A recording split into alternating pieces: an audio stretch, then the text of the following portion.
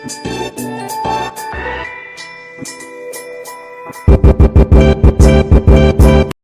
Native for you viewers. வாரம் நான் போய் படம் பார்த்துருவேன். தலையெழுத்தே தான் இருக்கும், அதனால போய் நான் அந்த படத்தை போய் பார்த்துருவேன். இந்த வாரமும் 4 படம் ரிலீஸ் பண்ணுறாங்க. அது ஏன் பண்ணுறாங்கன்னு நமக்கும் தெரியாது, படம் பார்த்ததுக்கப்புறம் தான் நமக்கு தெரியும். நான் ஏதாவது ஒரு செலக்ட் பண்ணி ஒரு படம் தான் நான் பண்ணுவேன். அந்த வகையில் வந்து ஒரே ஒரு படம் நான் போய் பார்த்தேன். அந்த படம் தான் திரி. இந்த வழக்கம் போல் இந்த படத்தை பார்த்தோன்னா, இந்த படத்தை போய் சொல்லணும்னா ப்ளூ சட்டை போட்டோன்னா ப்ளூ சட்டை மாற நினைப்பு பிச்சு போடுவேன். இல்லை, இது ரிவ்யூ ராஜா soda. Yeah of course, yeah right. Veeraraja அப்படிங்கிறது வேர்ல்டு ஃபேம். அவரை கூட்டுவா,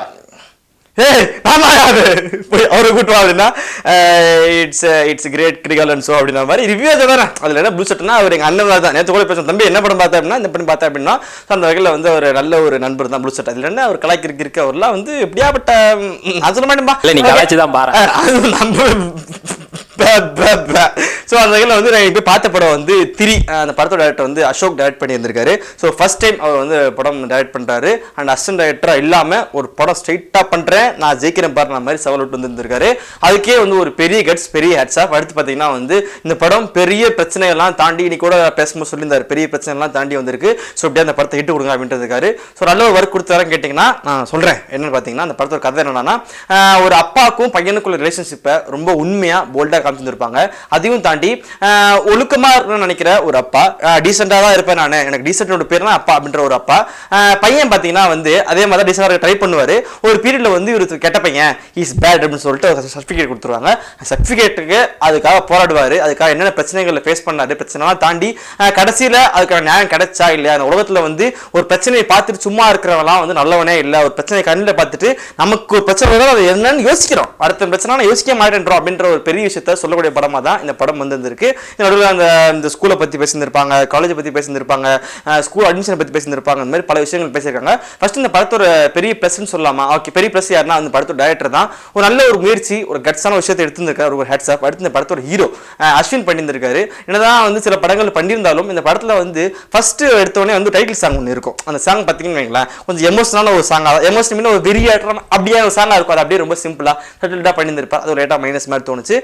அடுத்த ஒரு ஆக்டிங் வைஸ் வந்து ஓகே, அந்த படத்துக்கு என்ன தேவையோ கொடுத்துருக்காரு. அடுத்து இந்த ஜெயபிரகாஷ் பண்ணியிருக்காரு, இந்த ஹீரோட அப்பா பண்ணியிருக்காரு. ஒரு சூப்பரான ஒரு ரோல், ஒரு நல்ல ஒரு அப்பாவா, ஒரு டிசென்டான அப்பாவா அப்படியே கல்ல காமிக்கிற மாதிரியான ஒரு ரோல் பண்ணியிருக்காரு. அடுத்து பார்த்தீங்கன்னா வந்து டேனியல் லவ் மேட்டர் அவர் வந்துருக்காரு. அதே மாதிரி முக்கியமான ஒரு ரோல கருணாகரன் நடிச்சிருந்திருக்காரு. ஒரு சில இடத்துல சீரியஸா பேசுற, சில இடத்துல காமெடி பண்றதெல்லாம் சூப்பரா ஒர்க் பண்ணிருக்காரு. அடுத்து பார்த்தீங்கன்னா அந்த படத்தோட ஹீரோயின், படத்துல ஒரு ஜெர்னலிஸ்டா வருவாங்க. அப்புறம் வந்து நல்ல ஒரு ஹீரோக்கு வந்து ஒரு பேக் போனா இருப்பாங்க. இந்த மாதிரி பல பாணிகள்ல ஒர்க் பண்ணியிருந்திருப்பாங்க. ஸோ ஒரு நல்ல ரோல் பிளே பண்ணிட்டு இருந்திருப்பாங்க. அடுத்து இந்த படத்துல பார்த்தீங்கன்னா ஒரு பெரிய பிளஸ் சினிமாட்டோகிராஃபி, ஒரு நல்ல ஒரு ஓவராலா ஒரு நல்ல ஒரு அவுட்புட்டாவோ ஒரு கிளியராவோ ரொம்ப சூப்பராகவே இருந்துச்சு. அடுத்த இந்த படத்துக்கு மியூசிக் அஜீஸ் பண்ணியிருந்திருக்காரு. அவர் ஒரு நல்ல ஒரு ஒர்க்கை, ஒரு 2 ஐட்டம் சாங் இருக்குண்ணே, 2 ஐட்டம் சாங் இருக்கு. ஒரு அதான் லவ் சாங் கூட கம்மியாக தான் இருக்கு, பட் 2 ஐட்டம் சாங்.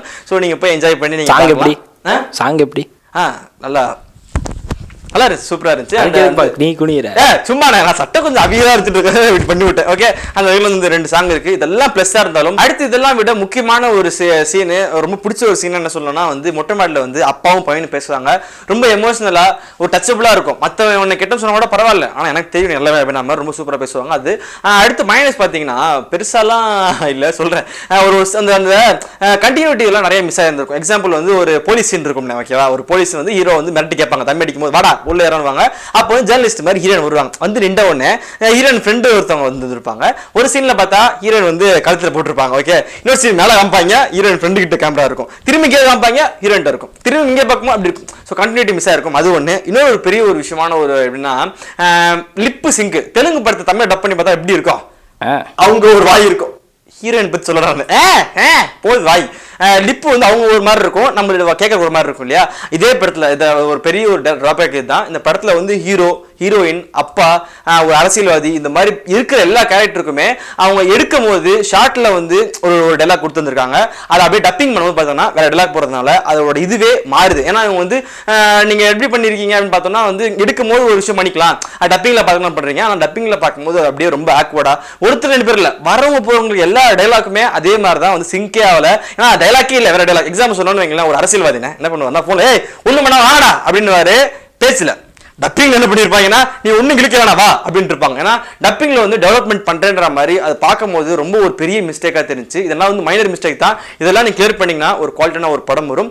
அதெல்லாம் வந்து மைனஸ்லாம் தாண்டி ஒரு நல்ல ஒரு படமா, மெசேஜ் சொல்ற படமா இந்த படம் வந்திருக்கு. நீங்க போய் என்ன பண்ணணும்னா தியேட்டரில் பார்க்கணும். இப்போ கிளம்பிக்கணும். நீங்க என்ன பண்ணணும், லைக் பண்ணணும், கமெண்ட் பண்ணணும், மறக்காம எங்கள் சேனலை சப்ஸ்கிரைப் பண்ணணும்.